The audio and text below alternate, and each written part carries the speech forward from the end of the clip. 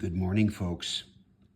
The good news is that the fuselage of the Pfalz D.VIII fits perfectly or almost perfectly into the lower wing assembly for this kit. The bad news, well, let me explain. You can probably surmise that what I've got going here is a dry fit. And as the tape probably may lead you to suspect, I haven't even attached the fuselage halves together. No, I dry fitted them around the interior frame, taped them in place, and then proceeded to see if I could almost literally snap this into the lower wing. Now, the good news is the answer is yes. But of course, what has to happen is the attachment of those fuselage halves first, and then put it in. And you don't want to do that now I don't want to do that certainly by peeling off the tape and trying to cement it.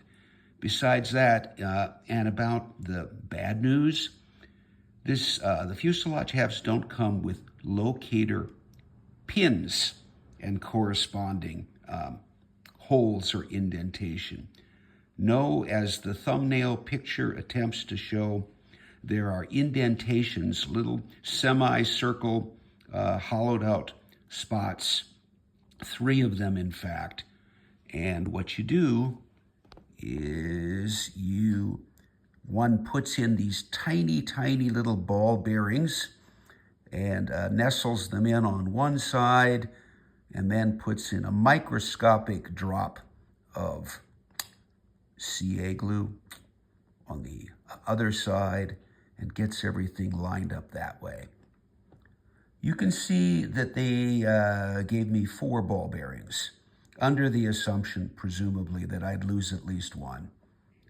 I haven't opened up this bag yet. In fact, I'm terrified to. I'm terrified to open up the bag and even try and get those tiny little blankers out of there and proceed with the next step.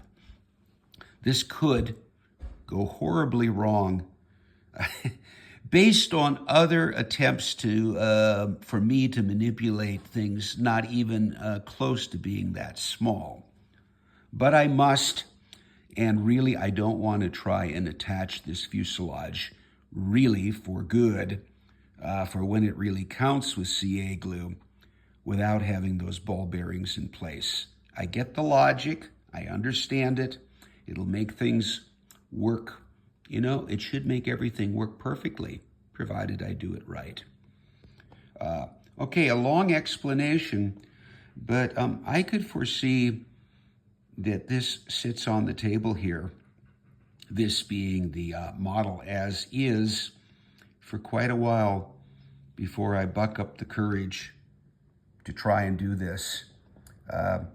Test fitting, dry fitting, is going to be a challenge. There's no way I can pick up those ball bearings with my fingers. And with tweezers, I don't think so. Flat surface, microscopic surface against a slick little sphere. I don't know. Maybe a little blue tack. I'll figure out something. But in the meantime, I'm going to have another cup of coffee, although I'm not sure that's really the right thing to do. Well, I can think about all of this. You know, it's going to come together. The fit is exquisite, but the process, for me, is terrifying. Okay. Thanks for watching. There may or may not be a picture at the end or a couple of stills demonstrating whether I got this to work or not. Or I may just publish this and brave the process a little later on. Thanks for watching.